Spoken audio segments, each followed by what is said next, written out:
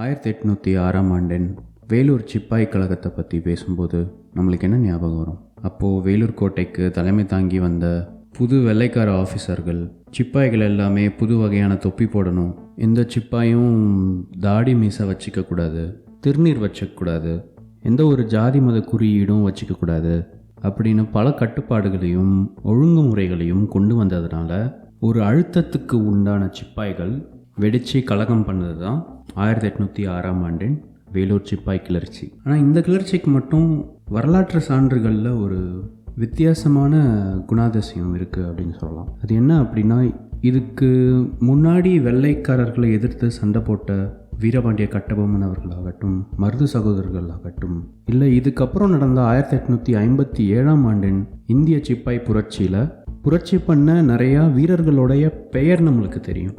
மங்கள் பாண்டே அப்படிங்கிற வீரர் தன்னுடைய ஆஃபீஸரையே சுட்டார்.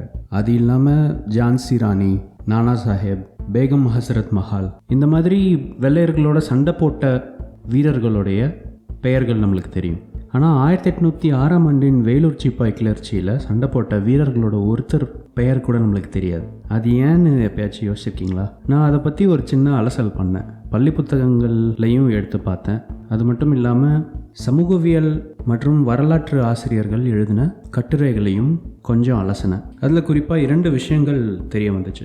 ஒன்று என்ன அப்படின்னா, வேலூர் சிப்பாய் கிளர்ச்சி ரொம்ப பயங்கரமான முறையில் ஒடுக்கப்பட்டது. ஒரே ஒரு இரவு தான் அந்த கிளர்ச்சி நடந்துச்சு. அந்த இரவு வேலூர் கோட்டையில் குறிப்பாக சொல்ல போனோம்னா திப்பு சுல்தானுடைய மகன்களும் அவருடைய குடும்பமும் சிறை வைக்கப்பட்டிருந்தது.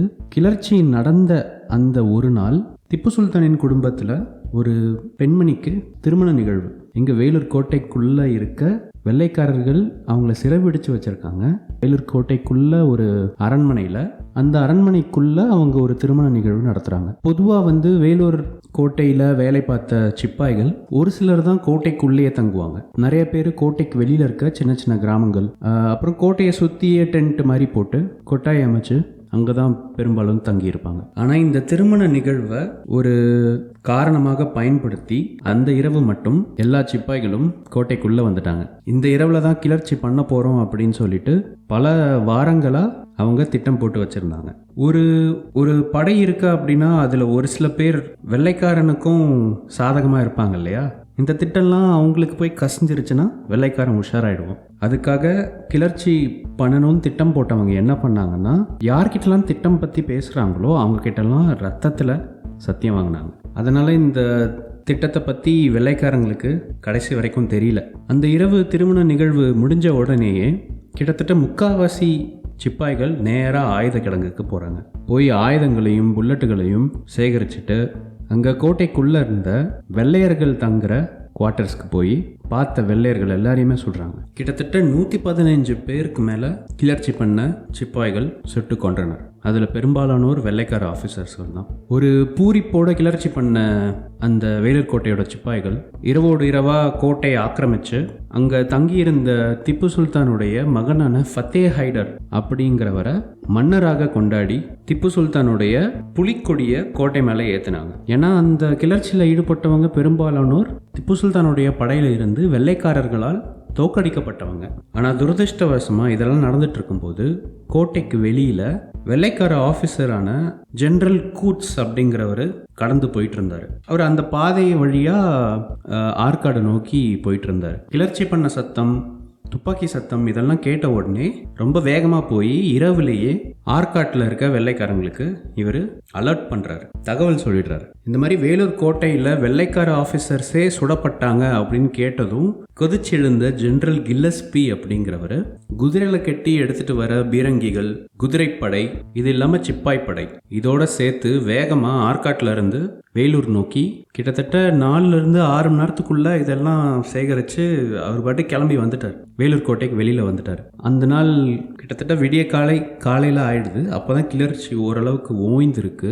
அந்த சமயத்தில் கில்லஸ்பி கோட்டைக்கு வெளியில் வந்து கோட்டை கதவையே பீரங்கி மூலயமா சுட்டு அந்த கோட்டைக்குள்ளே நுழைஞ்ச ஆற்காட்டிலேருந்து வந்த வெள்ளைக்கார ஆஃபீஸர்ஸ்களும் அவங்க கூட இருந்த படையும் பார்க்குற எல்லாரையுமே சுட்டாங்க. ஒரு விதமான இரத்த வெறியில் இருந்தாங்க அப்படின்னு சொல்லலாம். இந்த சமயம் வரைக்கும் திப்பு சுல்தானுடைய மகன் ஃபத்தே ஹைடர் அந்த அரண்மனைக்குள்ளே பாதுகாப்பாக இருக்கார்.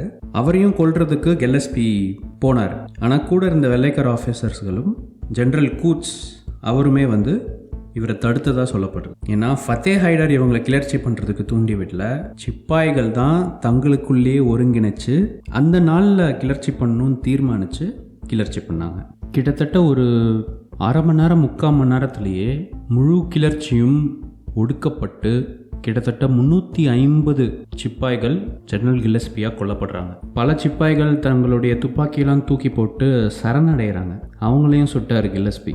ஒவ்வொருத்தராக நிற்க வச்சு அவங்கக்கிட்ட இருந்து இந்த கிளர்ச்சிக்கு யார் மூல காரணம் அப்படின்றவங்கள கண்டுபிடிச்சி தகவல் சொன்னவங்களையும் சுட்டார் ஜெனரல் கில்லஸ்பி. அதுக்கப்புறம் இந்த தகவல்கள்லாம் சேர்த்து ஒரு ரிப்போர்ட் மாதிரி ரெடி பண்ணி அப்போது சென்னையில் ஜார்ஜ் கோட்டையில் இருந்த மெட்ராஸ் மாகாணத்தின் கவர்னர் வில்லியம் பென்டிங் அவருக்கு ஒரு காப்பி அனுப்புகிறாரு. அப்புறம் தன்னுடைய மேல் ஆஃபீஸர்ஸ்களாக இருக்கிற இங்கிலாண்டில் இருக்க வெள்ளைக்காரங்களுக்கும் ஒரு காப்பி அனுப்புகிறார். இந்த கிளர்ச்சிக்கு மூல காரணமாக இருந்தவங்களை கண்டுபிடிச்சார் இல்லையா கில்லஸ்பி, அதில் 5 பேர் சுடப்பட்டனர், 8 பேர் தூக்கிலிடப்பட்டனர், 5 பேர் நாடு கடத்தப்பட்டனர். இது மட்டும் இல்லாமல் மூல காரணமாக இருந்த 6 பேர் பீரங்கி முன்னாடி கெட்டி வைக்கப்பட்டு சுடப்பட்டனர். இவ்வளோ கொடூரமாக அந்த கிளர்ச்சியை ஒடுக்கிறதுக்கான காரணம் என்ன? இந்த கிளர்ச்சி நடக்கிறதுக்கு 6 வருஷத்துக்கு முன்னாடி தான் வெள்ளையர்கள் வீரபாண்டிய கட்டபொம்மனையும் மருது சகோதரர்களையும் தோற்கடிச்சு அவங்கள தூக்கில் இட்டாங்க. அவங்கள தூக்கில் இட்டாலுமே அவங்களுடைய வீரதீர செயல்களையும்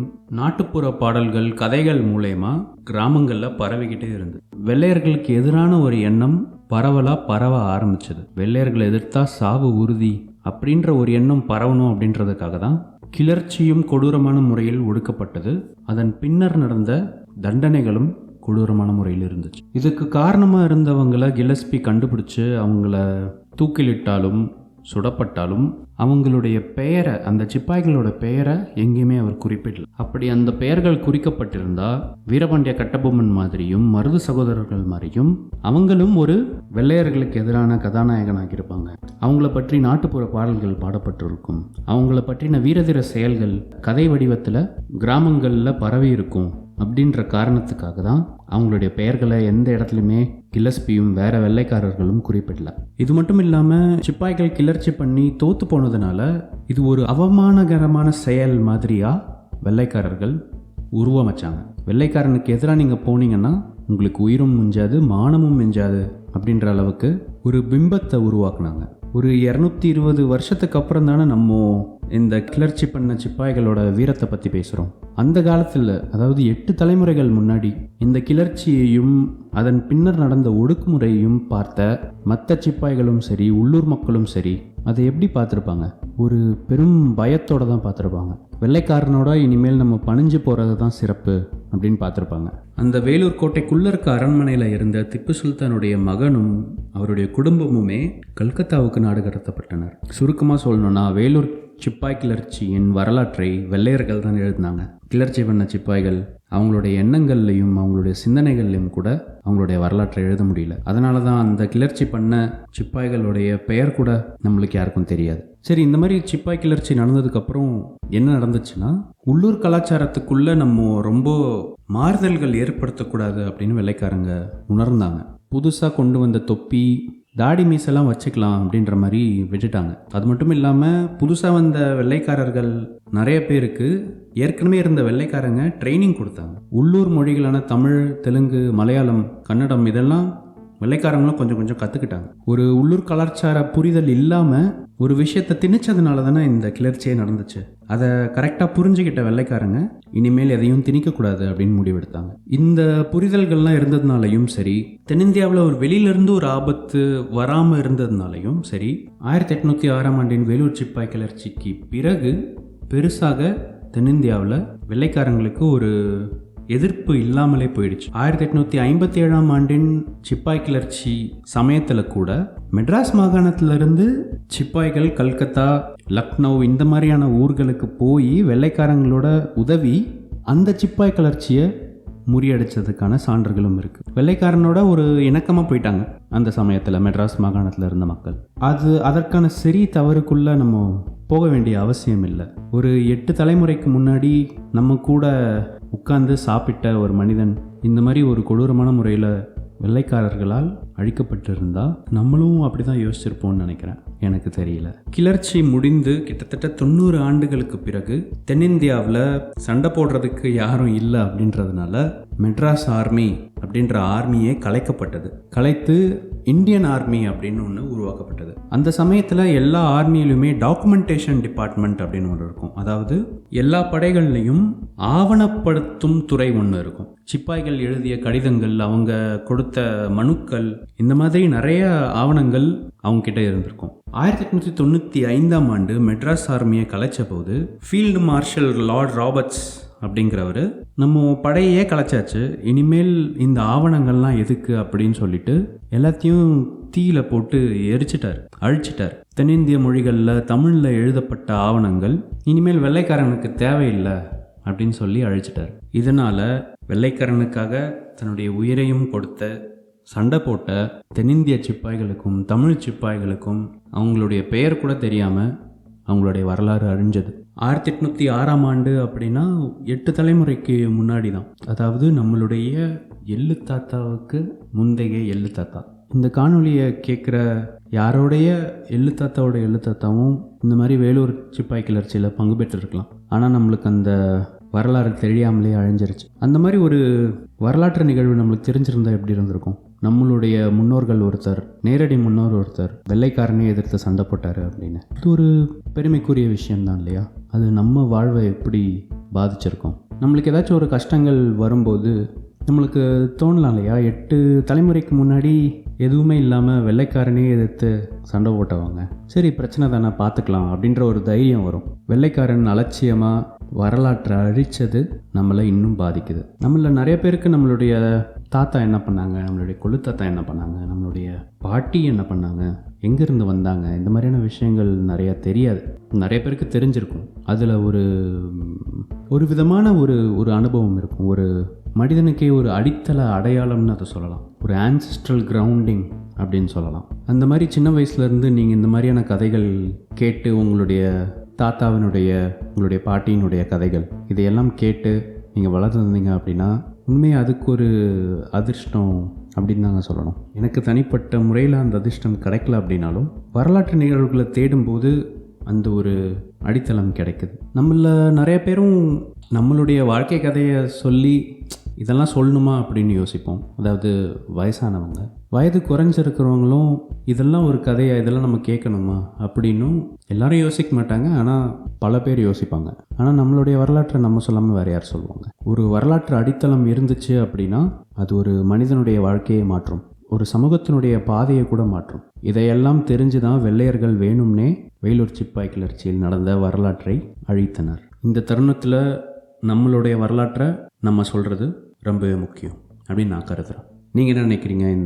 உங்களோட கருத்துக்களை பதிவு செய்யுங்க. இந்த காணொலி உங்கள் சப்ஸ்கிரைபர் சம்பாரிச்சிருக்கோன்னு நினைக்கிறேன். மேலும் வரலாற்று நிகழ்வுகளை பற்றி பேச இணைந்திருங்கள். இந்த வீடியோ உங்களுக்கு பிடிச்சிருந்தால் லைக் பண்ணுங்கள், உங்களுக்கு பிடிச்சவங்க கிட்ட ஷேர் பண்ணுங்கள். மீண்டும் இன்னொரு வீடியோவில் சந்திக்கும் வரை நன்றி.